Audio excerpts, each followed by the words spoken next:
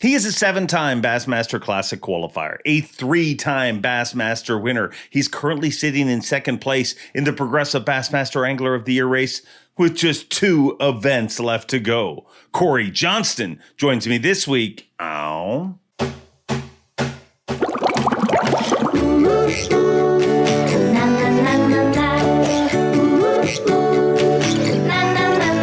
Bob Cobb from the Bassmaster. Welcome to Mercer. Welcome one, welcome all, friends, family, freeloaders, fishing freaks, and of course you, my humpers. Happy hump day to all of you, and welcome back into the Awkwardly Honest Fishing Podcast that goes by my last name, which is Mercer. This is the 274th edition of the Mercer Podcast, and I hope wherever you're watching or listening from, that life is treating you well. It is about to be a crazy time of the year because we've had a bit of a break in the Bassmaster Elite Series, but that break is about to be over. We got 2 events in August, Lake Champlain and the Thousand Islands. There's 1 week separating the two, and what I decided to do is we have a very compelling Angler of the Year race. We have the top 5 in our Angler of the Year are separated by just 29 points. Leading, Trey McKinney with 554 points. Behind him by 16 points, Cory Johnston, 538 points.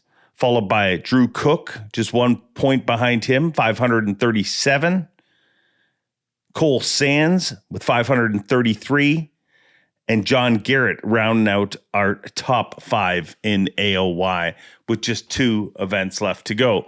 So obviously, I'm too distracted by swimming with fish and, dealing with all the addictions on the water that I deal with. I mean, you guys understand that, you degenerate angling addicts. I love each and every one of you that loves fishing enough that you tune into a fishing podcast.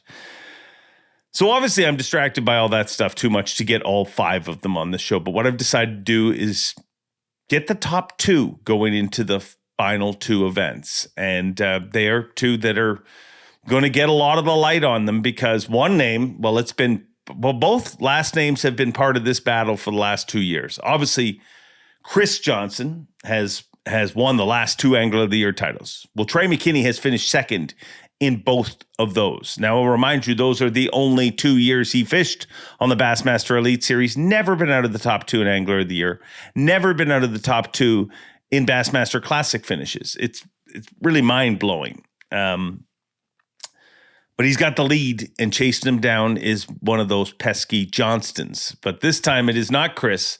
It is Cory Johnston. And it's going to be a very compelling AOY race when you look at the guys chasing them down. I mean, this is not a battle of the top 2. When you have the top 5 within 29 points, and I think Cobb's in 6th, not far behind that, this is truly an Angler of the Year where anything can happen. We have 8 days of competition left, but what we're going to do here on this show this next couple weeks is today's show, kind of a different one. We actually got Cory to come on over, and I had a sit-down interview with him, and he talks about a lot of stuff. AOY, he talks about how he is a tournament angler, why he feels he has the success he has, and then we even get into some weird stuff where we're talking about a dude that has been so successful that there's tournaments that actually are tournament anglers that actually want him banned from competition in Canada, which isn't something new. We hear about that all the time, with a lot of different people in the Elite Series, in their local area. And I'm sure I'll hear all opinions on it. But Cory talks about it and talks about how, well, I'll let him do the talking. But it's a pretty unique conversation. So we just kind of sat down at the bar and had a conversation, which I'll be honest was a mistake. If you're going to have Cory Johnston to your bar, don't have him over at 9 a.m. I mean, things could have got a lot more spicy if I had them on a little later in the day. But then I told you I have this hopeless addiction of fishing and swimming with fish. And actually this afternoon, I'm going, not as soon as I'm done recording this, I'm going to swim with the fish. You guys know how obsessed I am. Actually, what I'm going to try and do, I'm literally going to one rock point to try and get something. I was shooting some underwater footage on Simcoe, a lake close to me, super clear. And I got this incredible bait fish footage, but it was super overcast and rough. It is not super overcast and rough here today. So I'm going to try zip over there, literally go to that one area and try get some juicy shots of bait fish and hopefully some bass. When I was there was some bass kind of corralling them. And that's some of the wild. Once I stop shooting some of this stuff, we're going to do a lot more stuff online and for the TV show with it, where we kind of break down footage, because this past summer we have captured some of the most incredible underwater stuff, like fish literally hunting. Like we talk about them, little wolf packs chasing gobies or little wolf packs eating crayfish, stuff like that. I literally caught it on camera. And I mean, even this bait fish footage I'm going to try to get. I mean, when I was there last time, and I may show up and there's nothing there. That's literally the game you're playing. I mean, it's like trying to get a good picture of anything in nature. I mean, nature is always in control. But when I was there last time, there was smallmouth kind of corralling the bait fish. It was a really cool setup. So fingers crossed, it'll all work out. But I think you're really going to enjoy this conversation. I thank Cory for taking the time to sit down, and I've already set it up where I will have Trey on next week's show. And we'll get inside his mind of what he's feeling going into the final two events. And then ultimately, when it's all said and done, I'm sure one of them or one of their closest pursuants will be on this show after it's all said and done as your new 2026 Progressive Bassmaster Angler of the Year. But Cory Johnston is hoping that the family tradition continues, and we get into some stuff in this conversation. I think you're really going to enjoy it. Without further ado, let's travel all the way downstairs into the bar of shame. I mean, sometimes it's bar of fame, but there's some shame that's happened down there. But really cool conversation. Look at me, professional. I brought a notepad for this. We're doing a sit down. Yeah, I like it. Big couple weeks coming up, dude. Yeah, we do.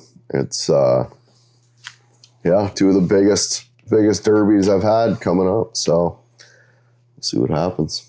What does that feel like? Like, are you feeling it now, or is it just you'll feel it when it happens? No, I'm starting to feel it, but I mean, AOY aside, I have more pressure on me for the northern events than anything else, just because I feel like, I'm expected to do extremely well in them, and I want to do extremely well in them. At St. Lawrence, I won't be happy with anything but a win, obviously. And then Champlain, I need to have a top 10. So I need to have two really good events. Everybody's looking at you and Trey.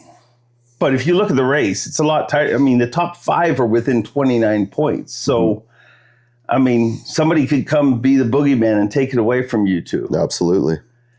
Do you, your brother earlier this year said to me, Cory is obsessed with AOY. Cory is possessed by it.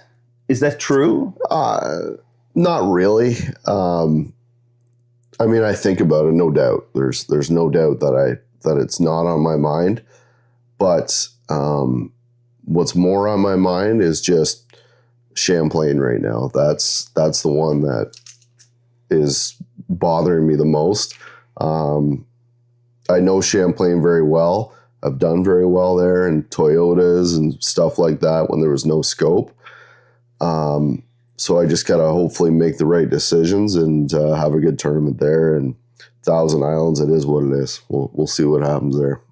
Why is Champlain bothering you more? Is it just because it's next, or? Well, that, and there's a lot of decisions to be made there, where to go, what to do.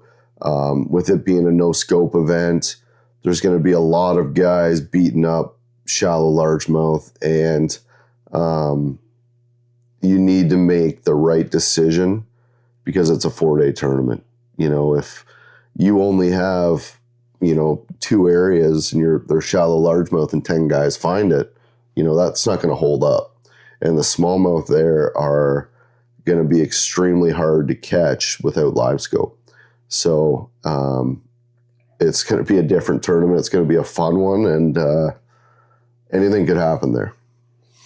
Way back during the coin flip, were you, when those two flip, which one were you hoping won? I mean, St. Lawrence, I think I would have had an advantage with no scope, but I would have had to relearn it a bit.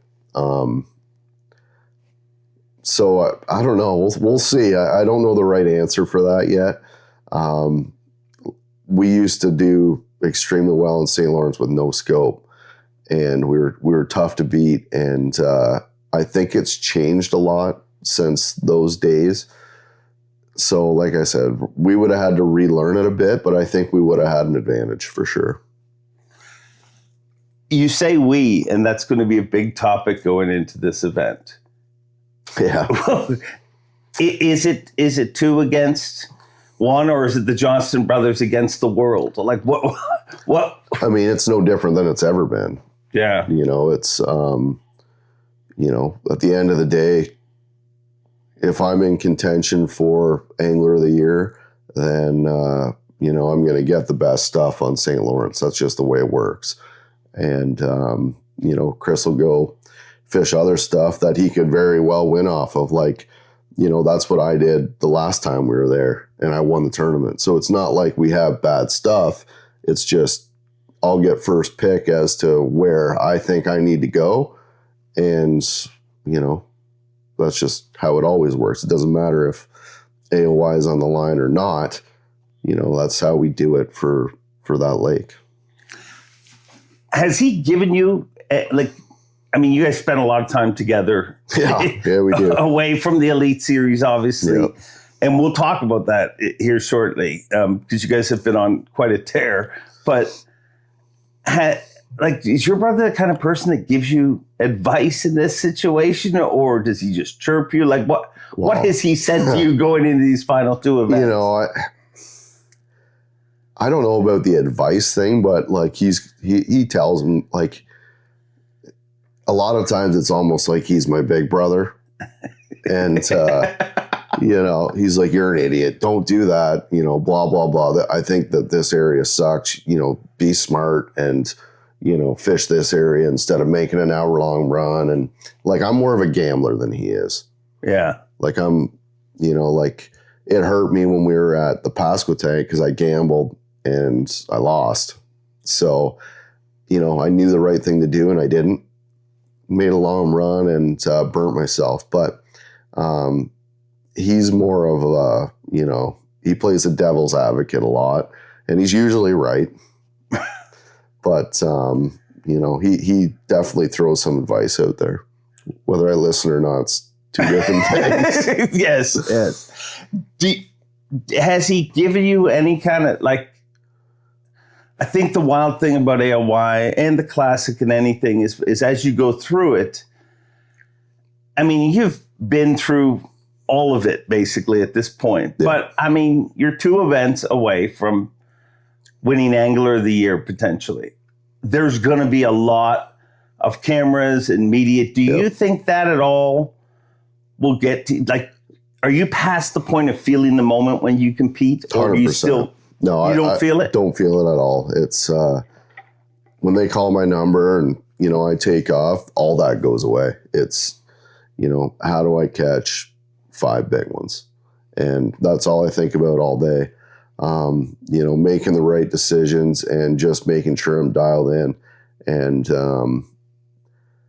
just decision making is everything for the next two events. So, like I said, when they call that number, all that stuff goes away. Whether there's a camera in my boat or there isn't, it doesn't matter. I just, do what I got to do to try and get the job done. What's your biggest concern going into these final two events? I don't know. I don't know what the biggest concern is. Well, not doing well, for one. Yeah, obviously. That's an obvious one, but I don't know if I got one. Do you even see that as an option in your head, not doing well? No, I don't. Like I there's, and that's what I think about the most is how can I not mess up Champlain? Like I went there for a few days, looked around, and, liked what I seen. Some things were better than I thought they would be. So I really don't know what's going to happen until I back my boat in Monday morning. And, but yeah, just don't suck. That's it. It's a good way to live life, just really. Don't suck. You seem to have done more of that pre-practice this year, going to the lakes before the off limits. Yeah, I have a few. When you got a chance at the AOY, these young kids have nothing to do but fish, and that's what they do. And I don't blame them one bit. They go from tournament to tournament to tournament, and pre-practice, they know everything. They've been in every creek. They've idled everything. So I definitely went to the Pasquotank, went to Champlain for a couple days. That's really it, but more than I usually do. I usually don't pre-practice. Wow, I thought it was more than that. No. And the way I've always done it is back my boat in on official practice and figure out what the fish are doing, what stage they're in, and it's worked for me. That's just, I don't have preconceived notions of what's going on, what I caught fish on a month ago. I just back it in and go figure it out. And that's kind of what I've stuck with. It's worked. But this year I said, you know what, a couple of these that were big bodies of water, I want to just go and fish a few new areas, see if I can learn something. And I did that at the Pasquotank and it hurt me.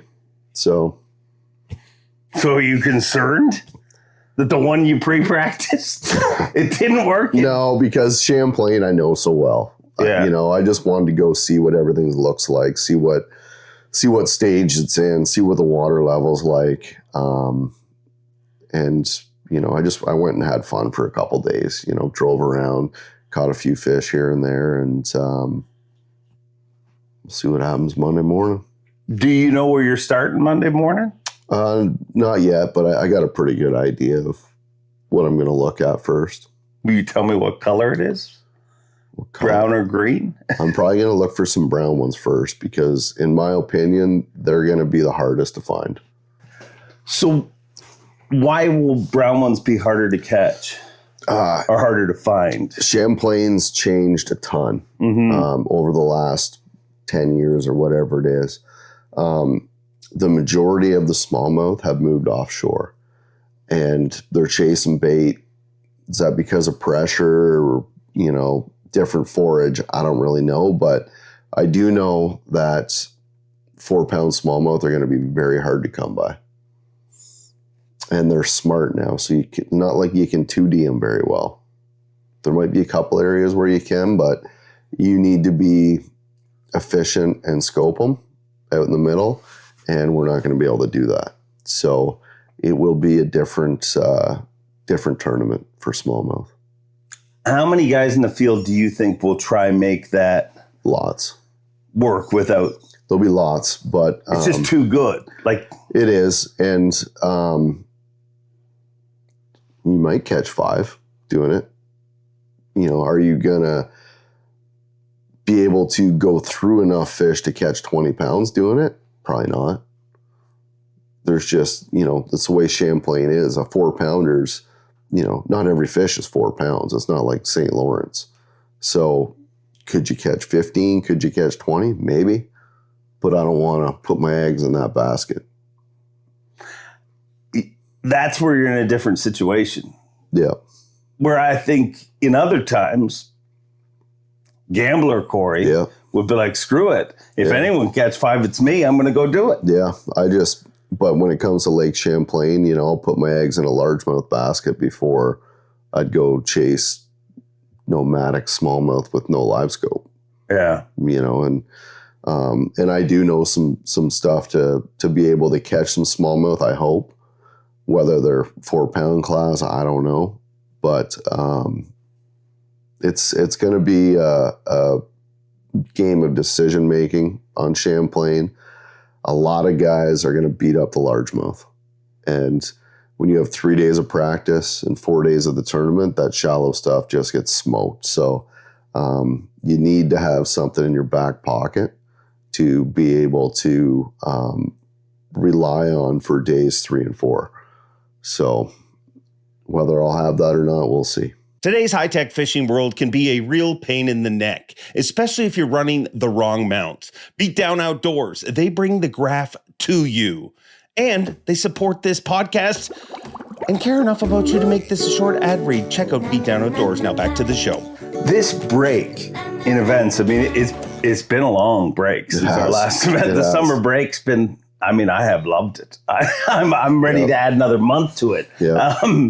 But has it been easy to walk away? Like, you know, gambler terms, when you got hot hands, you want to keep rolling. Has it been easy for you to walk away and not think of it? Or like, where have you been mentally in this time? You had to go to ICAST and listen to everyone say, is it your turn this year? Is it your turn? Yeah. And that's when I feel like I think about it the most. Yeah. Is when I'm not doing anything, you know, like sitting at home doing nothing, you know, pull up Google Earth and take a look or whatever, watch some YouTube videos and just, you know, stuff like that. But at the end of the day, like I already said, it's back the boat in Monday morning and try not to suck. How much time I think that's one of the things that people don't realize.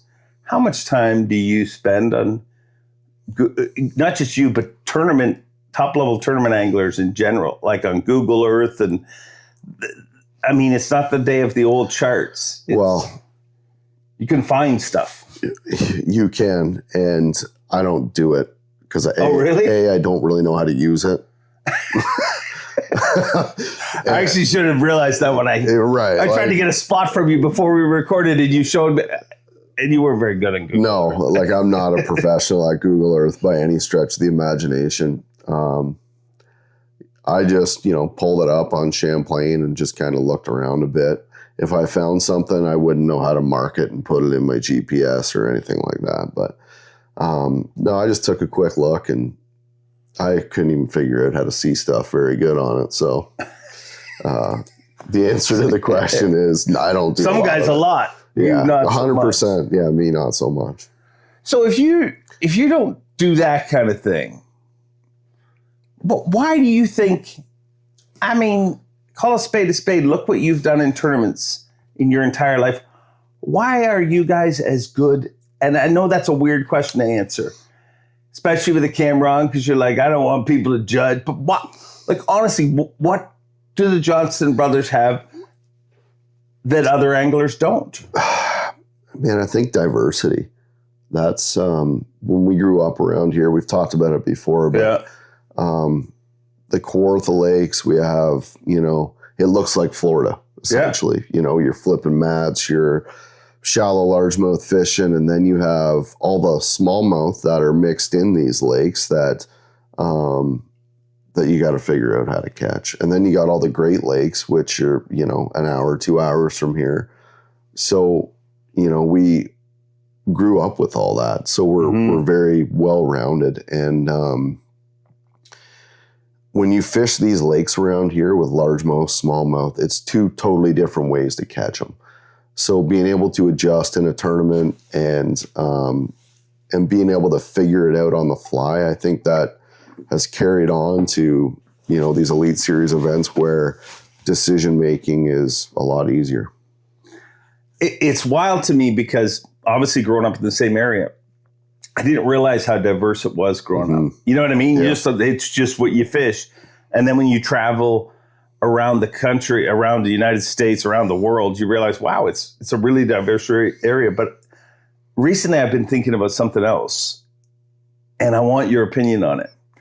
I think you guys are very good, have versatility to fish a lot of different ways, but you also fish in a lot of different seasons. For sure. Because in our window, I mean, we, in Florida, pre-spawn, spawn maybe 3 months. Right. And then, you got post-spawn. Everything's longer. But everything here is intensified.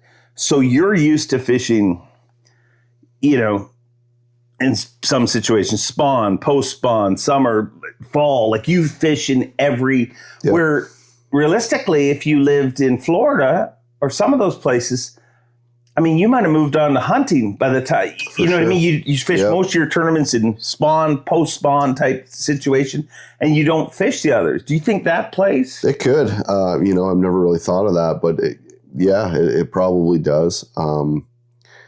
The difference with the lakes that we fish is once they're done spawning, like out here on the lake we're on now, once they're done spawning, they go into like a summer mode almost immediately. Everything's fast. And they do that until it gets really cold, and then it changes. So definitely, it definitely plays a part. And like I said, there's just so many different scenarios to catch them. I think that's the biggest factor. You can go flip pads, you can catch them on rocks, sand, whatever. So I think both those play a part. Where's your weakness? Probably if I had to pick one, I would say deep cranking. Yeah, not a lot of that. Really. We don't have any of that, really. We used to catch them on Rice Lake years ago before anyone did it, throwing a deep crankbait, and I mean, we just don't do it. And now with forward facing, I mean, there's no need for it. Like you can catch them doing it for sure, but I mean, we just don't have that here. Yeah. And we don't do it unless we go to the Tennessee River in the summer, which we don't do that much. And that's probably my biggest weakness, I would say. Do you think that's something you need to work on, or you think with forward facing, like you said, it's almost obsolete? Or yeah, I mean, I wouldn't say it's obsolete, but I mean, if it's a forward facing tournament, you can find them doing it. And then, if you have to deep crank them, you can do it because you can see your bait. You can see how far it's run. You can see how deep it's running. So it makes it a little easier now. How much you've been at 2 victory parties for your brother winning Angler of the Year. And dude, you've had you've won more Bassmaster tournaments than your brother. But that Angler of the Year title, I know how competitive you guys are. How much is this year being driven by watching him win the last 2? I mean, watching him win those was incredible. It wouldn't matter if it was him or me. It was awesome. Don't remember much of the party, but I'm sure we had a great time. It means it was a good party. That's right. I wouldn't say I'm jealous of it or anything like that. I'm super happy for him, but I want one bad. Yeah. I've always said if I win an elite, win an AOY, and win a classic, I could retire and not have any issues with it. I just want all 3. So I need a few more stepping stones. When you look at the brothers in fishing, though, I mean, if you were to pull this off, that puts you guys in a pretty, you look what the Lane brothers have done. You look what the Nutt brothers are doing right now. I mean, and they just got started, it seems like. But that puts you to win 3 in a row. That puts you guys in some pretty rare, no brothers have ever done that. Yep, no brothers have ever won 3. It's... See what happens. Hopefully I don't wreck it. Yeah, well, there's some pressure on me, no doubt, and I do feel it. I do, but just got to go fishing. Do what you do. Yeah. What's misunderstood about you guys? Well, probably a lot. I don't know. I don't know. I don't know what all the rumors are. I don't know.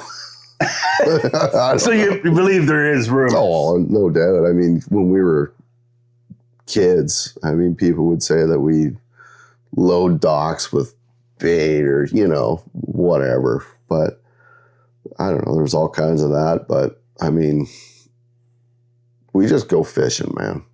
We don't really care. We just go catch some bass, and I guess we do it a little better than other people at some points in time. And, I don't know. Did those things growing up, and it's weird because it feels like, I mean, I heard that stuff about you guys, but I've also heard that about every dominant team in the history of Canadian tournament fishing. Yeah. And the more I talk to people in the Elite Series, you hear it about other guys in the Elite Series in their local area. Is that just part of, like, if you're going to do, like, is that the dirty, nasty thing about this sport? Like, I guess. That's always going to exist, like.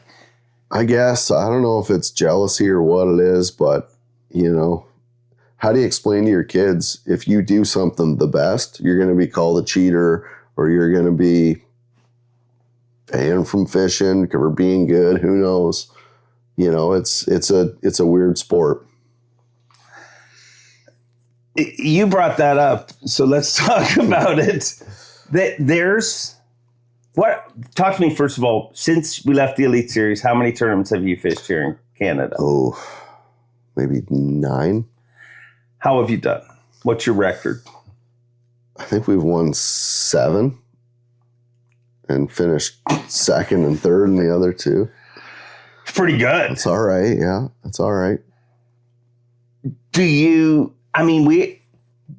weird thing is, one of our viewers a few viewers actually sent messages to me asking my opinion on the Johnston brothers competing in local tournaments.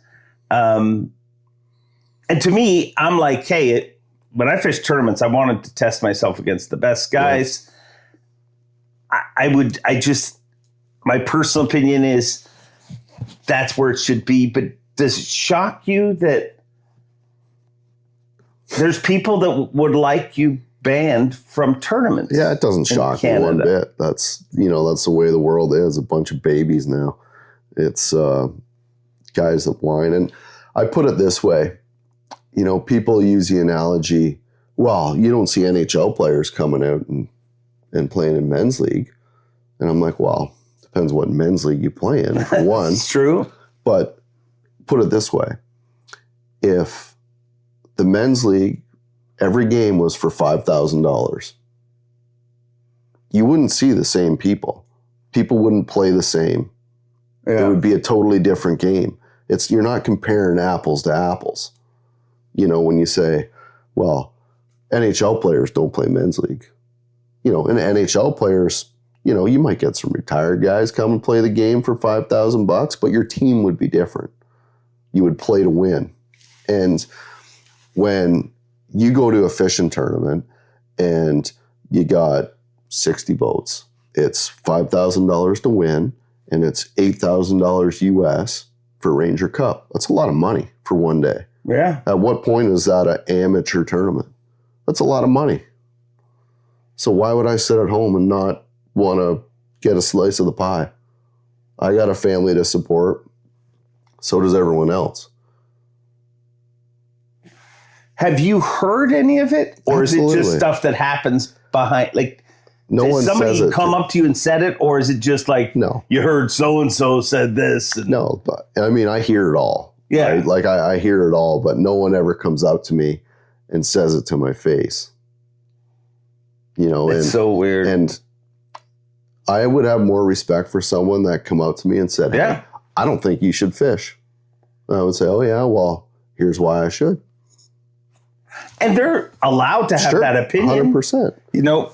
But when you get these people that just, you know, always behind closed doors, right? And I've never been one for that. If I have an opinion, I'll just say, hey, this is how it is. Like it or don't like it, you know. But I hear it all. I know who it is. And the thing that makes me the most mad is these people that I know are the biggest complainers. And then they see me and they want to be my best friend, and I want to smack them in the face. Like, you know. That is out there. It's weird. Absolutely. Like, I mean, because I've heard both sides, and then I see the other side. Mm-hmm. I hear it from them, and then I see at weigh-ins, and they're all like, and I'm like, what? But you don't like. Yeah, no, I know how it is. Like, my old man we were talking the other day, and he said, oh yeah, so-and-so sent me a message and said it's like taking candy from a baby. And I said, well, he's being a smart ass. I'm like, my dad didn't know.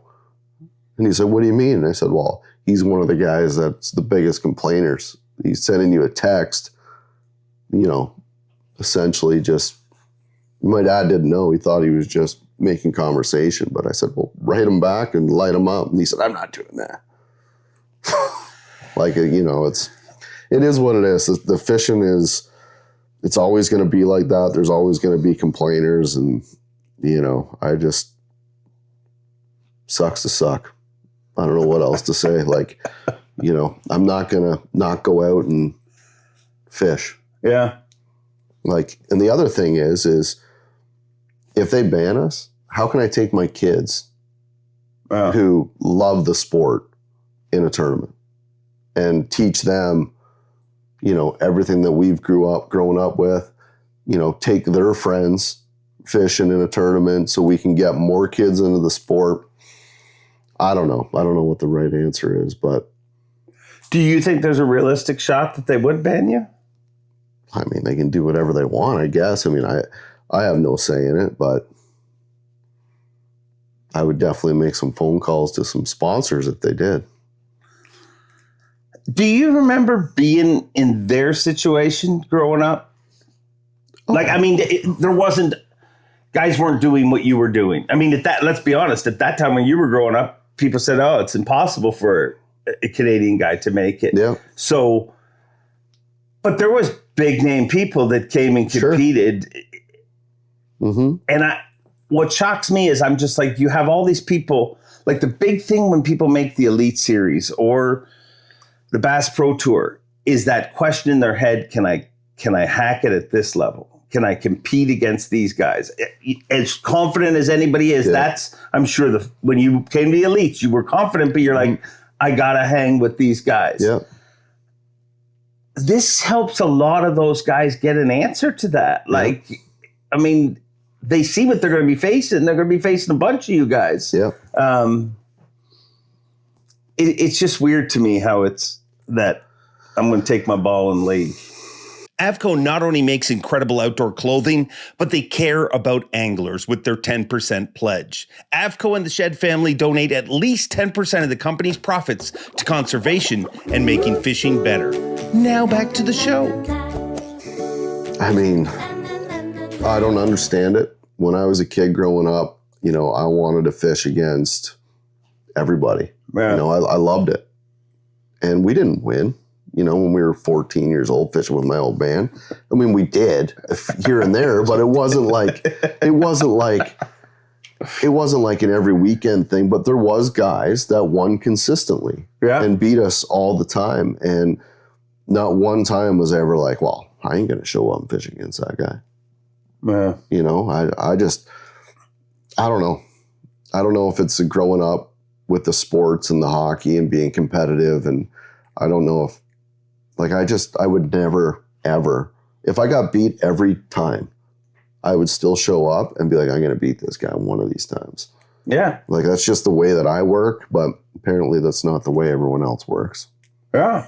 I don't get it. Well, yeah, I mean, you got beat this past weekend by Sloot. Jeff Sloot and Cox. Cox. Yeah. And how much ask them today, how much more is that victory worth? Because if you guys weren't in the field, they'd be like, yeah, but if you had fished. Gerard was like, he's like, I shouldn't have told you about this tournament, blah, blah, blah. Like, he's like, no, we're going to finish second. And I'm like, dude, whatever. Like, we talk on the phone all the time. And Sloot's like, I'm going to beat you. And I said, well, I hope you do, whatever.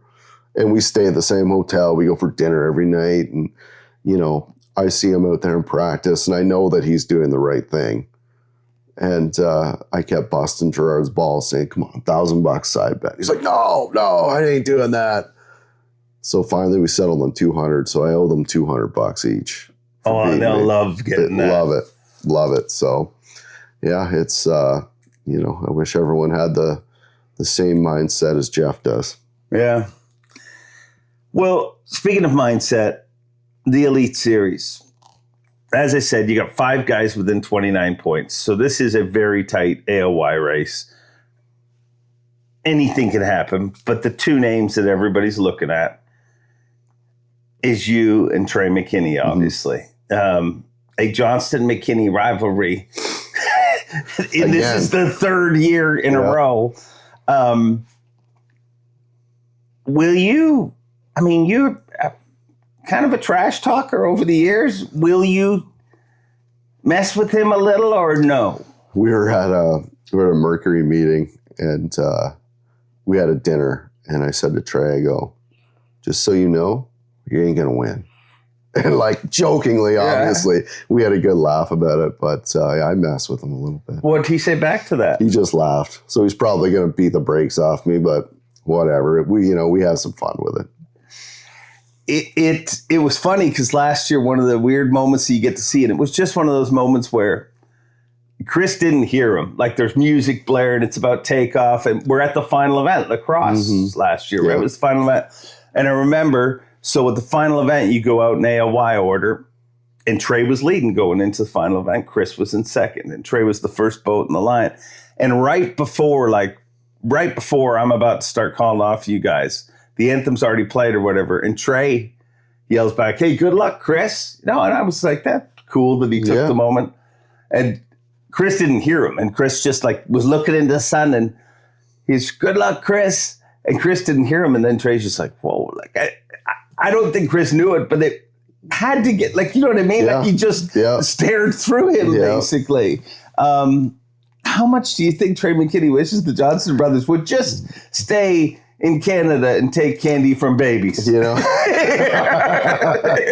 I'm sure a lot, but he loves the competition. Yeah. And he's one of the best in the world, without a doubt. He puts his time in, and his time will come, whether it's this year or next year, or whenever. He will have lots of Angler of the Years, lots of wins. What's he, 20, 21 years old? 21. So he's way ahead of the curve. He's going to do just fine. How impressive. When you look what he's done in 3 years, let's just say he finishes, since I'm sitting beside you, I'll say he finishes second in this deal. 3 seconds for AOY in a row. As heartbreaking as that is, that's really nuts. It is, like I said, he's 21 years old, and to be able to do that at 21 is remarkable, and a lot of people forget about the guy that finishes second, which, it is what it is, but I don't think it bothers him. I think it just fuels the fire more. Yeah. And, and he puts more time practicing in and figures them out a little bit better. He had a bad St. Lawrence River one year, and he ain't going to have a bad one again. I can promise you that, because he went out and figured it out. So he learns quickly. What do you wish? You can't. There's no do-overs, but what do you wish you could have changed other than the obvious? You had a tough finish, passed tank, but what do you wish you had it done different this year? Or do you feel good about the way things have. Man, I fished pretty good this year. Just like you said, the obvious ones, like Murray. Yeah. Had a bad finish at Murray, and I should have never have had a bad finish at Murray. It was bad decision making. I was on a good group of fish, and I figured if I just stuck it out, I could catch them, and I never did. And I should have ran around, hit a million spots, which I wanted to do, but I just figured if I do that, there's going to be guys on this spot and that spot, and, I won't be able to get on them. So if I get on a spot, I'm just going to stick it out and try and catch them, and it didn't work. And then Pasquotank, I decided to go the Alligator River, and that was dumb, like stupid, because I knew I should have went to the Roanoke and the Chowan and spent every day of practice there, and I wanted to get away from people, and just stupid. That's the only two things that I can really change. I've had a great year, so we'll see. Do you feel, we've seen you get close to this title before, and boy, did it unravel. Mm-hmm. But was that your first year on tour?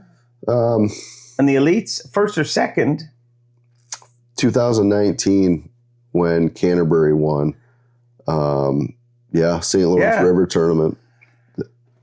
Have you changed? Like, would you say as an angler, as a human, you've changed a bunch since then?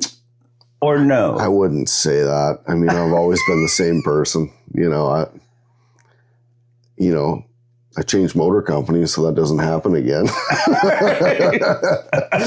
But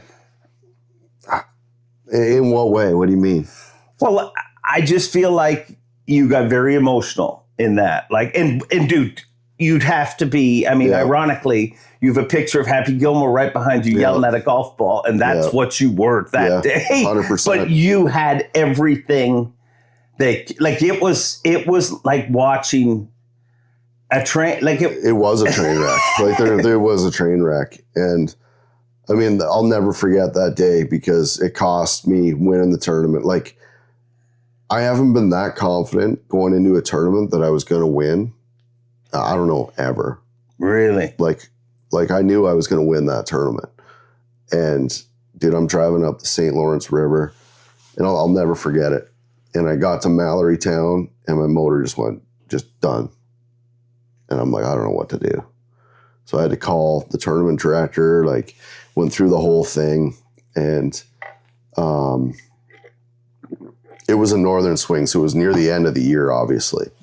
And at that time, we had, I think it was the AOY tournament. Yeah. But anyway, I get another boat, and the rule is when you get another boat, you have to reset all the graphs. So there's no waypoints or anything in it. And I did that, and it was hummingbirds, and I never used hummingbirds. So when you do that, which I didn't know, it goes back to factory time, I guess, which was an hour behind. And I never looked at the time. I started the boat and I was gone. The daylight savings or whatever it was. Yeah. So I'm driving up the river, and I'm watching the trolling motor on this boat, and it's like shaking, and I'm like, what? This is not good.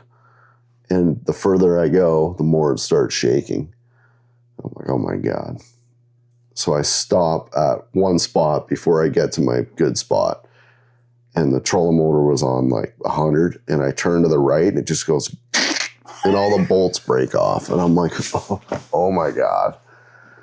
This couldn't be, this is bad. So I have one bolt holding this trolling motor on. So I pull it up, gingerly drive over to the juice hole, and they were everywhere. And Zona had met me there. There was bass swimming everywhere. And I was just picking the ones that I wanted. And the whole time, Zona is there. And I forget who the camera guy was with him. Wes, maybe? No. I don't remember. But anyway, we were fishing, and I see a big one. And I turn the trolling motor, and the last bolt breaks off. So I grab the trolling motor, and it's not attached to the boat. And there's pictures of this. Yeah. And I've got the trolling motor in my hands, and I'm like, I don't know what to do. Like, so I pulled the trolling motor in the boat, and Zona's like, I don't know if I can help or not. And I'm like, I don't know. I got to call Trip and find out. So Trip's like, yeah, they can help. So long story short, we got one bolt holding this trolling motor back on. This is a disaster to get this done. So they're watching again, and I catch a 5-pounder, and I had whatever I had, 23 pounds. And I remember Zona saying to me, he goes, dude, you're good. Just get back there. Yeah. And I'm looking at my clock, and I got tons of time. So I'm like, I pull it up, and again, I got one bolt holding this trolling motor on. So I'm taking my time. I'm like, I'm going to stop here and see what's here for tomorrow. Check it out. I'm going to stop here, see what's here. And I'm in the first flight, and all these boats are passing me. And I'm like, this is weird. And I'm looking at my clock. All right, I'm good. And I pull out my phone, and I look at it, and my heart just sank. Like, I was like, oh my God, my clock's wrong. Dude, I pulled that thing up and drove that boat as fast as I could back to check in, and I think I was 6 or 7 minutes late. Go out the next day, catch whatever I caught, and 35 made the cut, and I finished 36th. So, it wasn't meant to be. Yeah. To say the least. So I wanted a little more than normal. I mean, would you agree? On paper, this sets up very well for you. Like, if I'd have said to you before the season started, you're not going to be leading, you're going to be in second, but you're going to be this close, and we're going to Champlain with no scope, and we're going to the St. Lawrence River. Yep. Like, on paper. Yep. All I said was at the start of the year, just give me a chance going into the last two. And I got one, so we'll see. Don't screw up. Don't screw it up. That's right. So there's lots of time to mess it up, but there's lots of time to gain a bunch of points. So we'll see. I don't know what your answer is going to be to this. I always wonder what you're going to, because I think you're just a different dude in certain ways. I hear from people how they visualize holding trophies and stuff like that. Have you visualized holding that trophy? No, not once. Not once. What do you visualize? Or do you? I wouldn't say that I visualize anything. My concentration is strictly on Champlain right now. Like, I don't even think about the St. Lawrence. Just because, I might not catch a bass, but, I think I know what to do on the St. Lawrence. So it's in the background for now. Everything's just Lake Champlain. In your head, what do you need to do at Champlain? I need a top 10 for sure. Trey's going to have a top 10 probably. I need a top 10. Hopefully, he's 10th and I'm first, and gain some points on the guy. He's not going to mess up. He spent so much time there. He knows just as much as I do. So, come on. You don't honestly believe he knows as much as you do, dude, on the St. Lawrence. I don't think there's a human. I mean on Champlain. Oh, okay. On Champlain. He spent a ton of time there. And, he's going to catch him. There's no ifs, ands, or buts. He's going to catch him. So I just need to do it a little bit better. That's my thing, is how do I do it just a little bit better? Gain a few points there, a few points on the St. Lawrence, and, maybe at the end of the day, he'll still beat me by a few points, but we'll see what happens. Will you watch the points through those 8 days of competition, or will you just focus on your stuff? I mean, you're not going to be able to know. Yeah. You'll know. You'll know whether you look or you don't look. People are going to be like, hey, so you're, 5 points back now.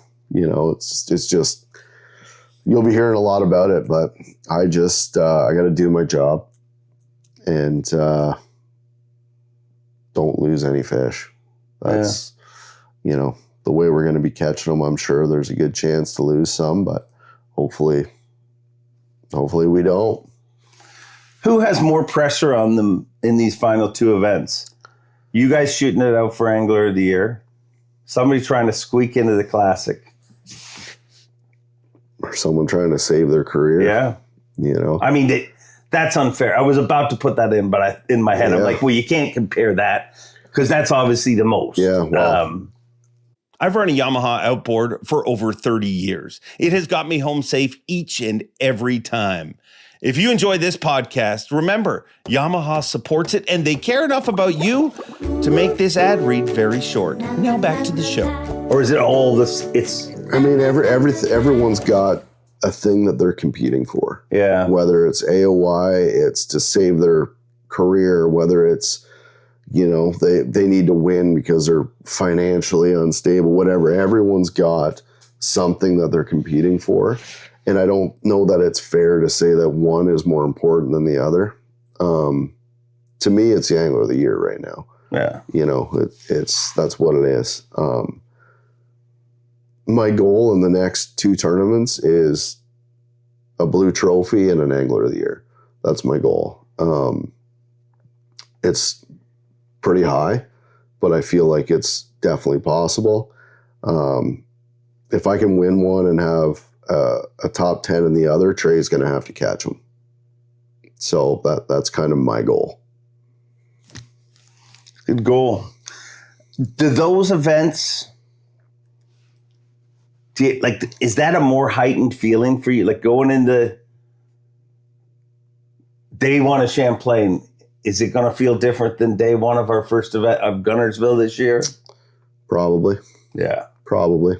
In a good way, though. In a good way. I mean, I like the pressure. Pressure's a privilege. I like it. Bring it on. But,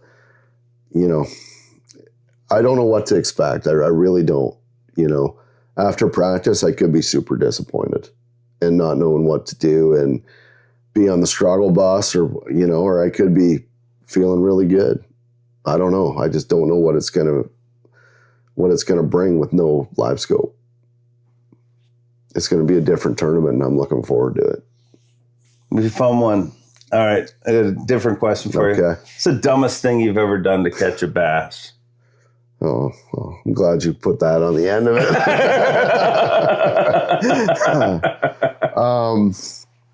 God, what do you mean? Well, we all do dumb things. We all do, dumbest thing I've ever done to catch a bass. I don't know. You've never done dumb things. They always work.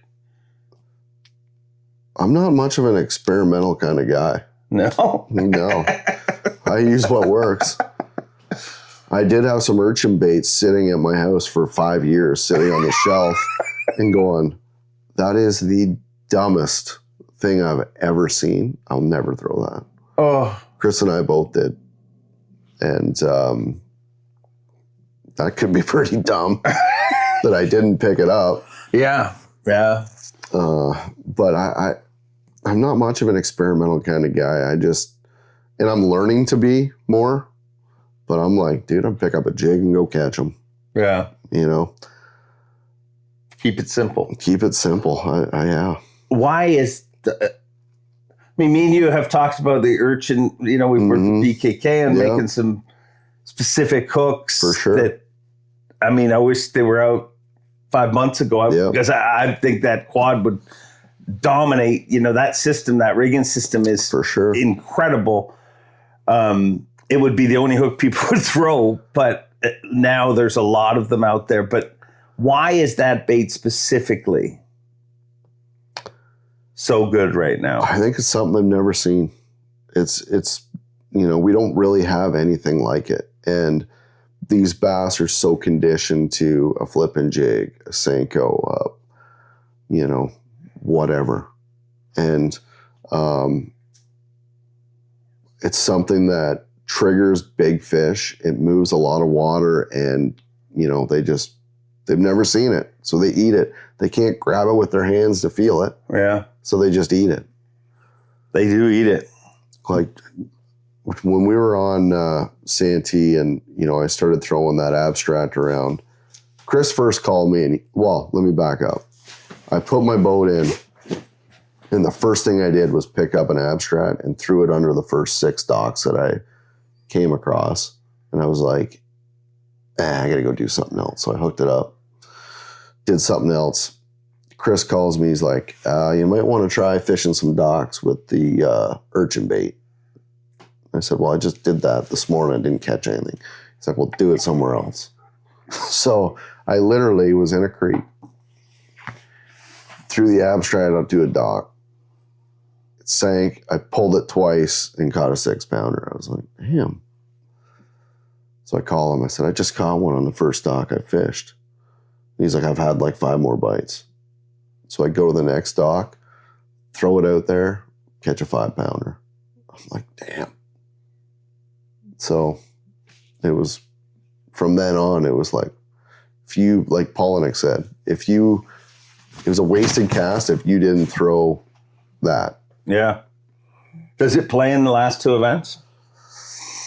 Probably not. I mean, I'm sure you can catch a few bass on it, but the northern bass, I shouldn't say the bass in this area don't eat it like they do elsewhere, if that makes sense. I've messed with it.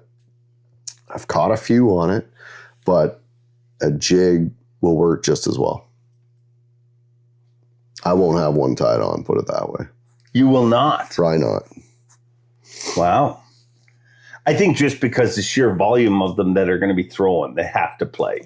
You know what I mean? Like there's the amount of, but we'll see.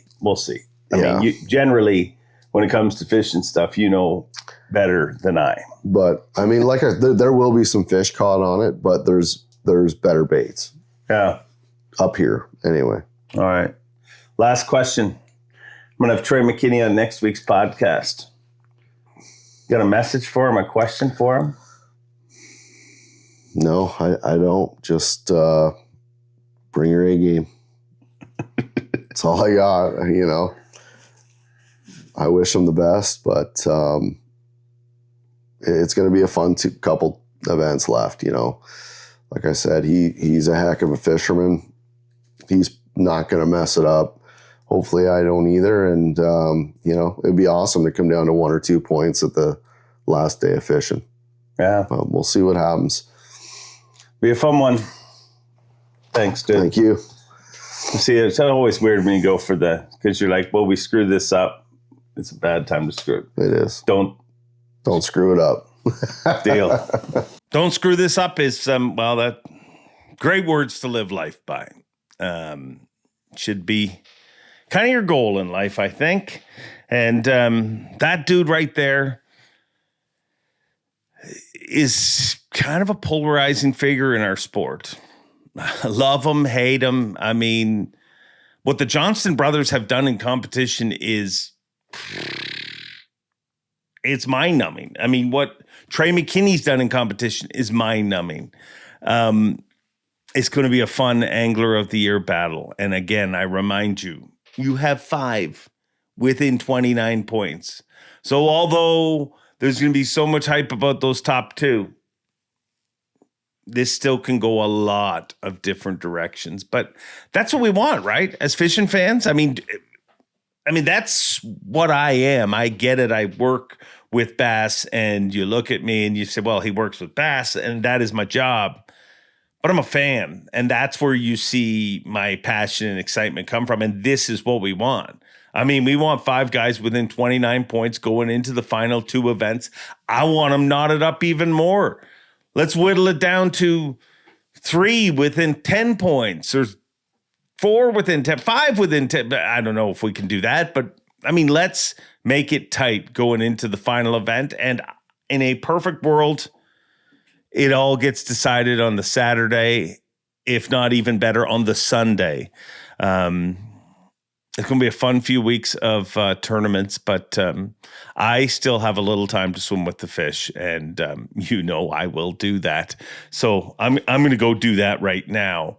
But make sure you tune in next week's show. We're going to have Trey McKinney. We'll get to see what's going on in his mind as he prepares to battle yet another Johnston brother to try and get a title that he's been oh so close to so many times. But before I let you go, I want to remind you, everybody is fighting a battle. Just because you can't see it doesn't mean it's not happening. Humpers, go out in the world, spread kindness, spread happiness. Let's all do our job to make the world a better place, because sometimes I feel like the world could use it. So call a buddy you haven't talked to in a while. Reach out to your friends, and it'll make them feel better, and in turn, make you feel better. Thanks for watching. Make sure to like, comment, subscribe. Do all those things that help stroke the algorithm. Keep the grow going. Tell your friends about this show, and it'll be back in your life again next week. Until next time, enjoy being Bob Cobb. Take it away. I'm swimming. Thanks for watching. Please like, comment, and subscribe, because Bob Cobb of the Bassmasters told you to. You hear?